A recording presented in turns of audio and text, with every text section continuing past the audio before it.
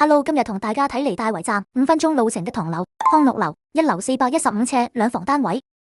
小編係大圍站對面路口，行前少少轉彎就見到紅色燈籠。行前埋嚟紅色燈籠呢度，康樂樓就係好出名嘅金城肉餅飯側邊。一入到嚟間隔相當實用，客廳闊落，業主啱啱已經做好全屋翻新，仲換好全屋新冷氣。呢度有個小平台擺洗衣機、乾衣機，可以出去晾衫。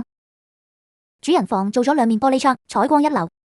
景觀上附近冇乜高樓大廈，主要對住積富街公園。用室裝咗企缸，空間都唔細。客房同樣都好實用。